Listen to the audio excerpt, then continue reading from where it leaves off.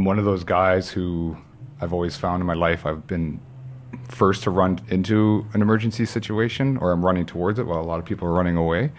When I was 14, I was actually one of my first jobs. I was working at a restaurant as a busser and bussing tables, and I look out a window and a car got rear-ended by another car, and the car that got hit exploded and caught in the flame. First thing I did as a 14-year-old kid is I ran out the door and started pulling people out of the car. So, I have a bit more of an advantage in that I have a psych degree and I have worked mental health with kids, so I have an understanding. I worked on the need crisis line when I was back in university. I've had some training in university on counseling and empathic listening and reflective listening and stuff like that. So I have that as a bit more of an advantage. Mental health seems to be on the increase, and I feel that the police are kind of the last rung on that ladder as people kind of bounce through the system and no one can really deal with people. If you have a guy on the street who's in psychosis, who do people call? They call the police to deal with it, right?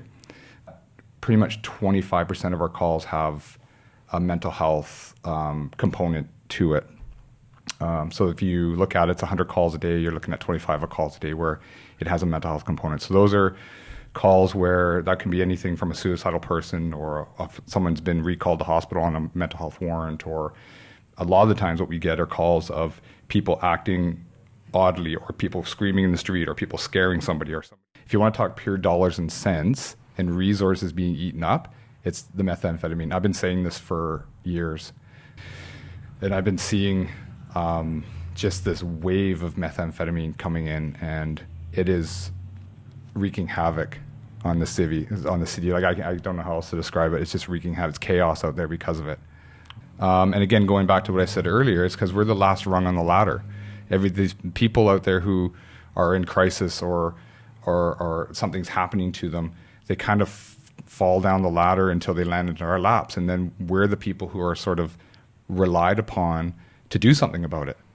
There's nothing really after us. We're pretty much the only profession where we're hated for doing our job and we're hated for not doing our job.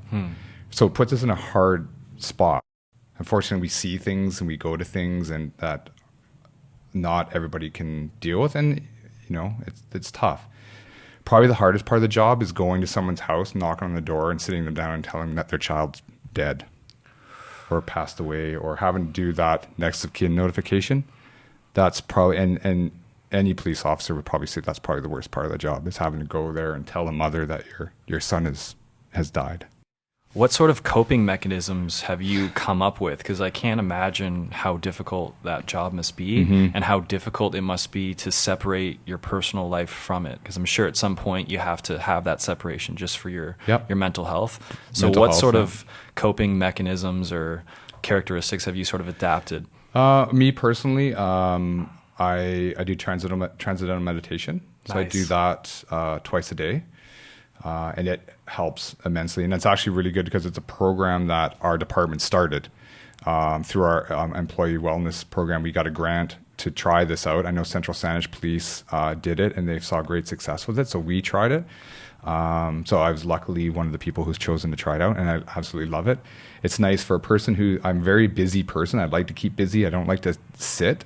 It's nice to have that 20 minutes or 40 minutes a day where it forces me to sit, relax my body, and just the results of that are huge. So I'm finding that I sleep better. I'm able to manage stress better. My thinking is better. I'm able to just do my job that much better. The transcendental meditation has been huge.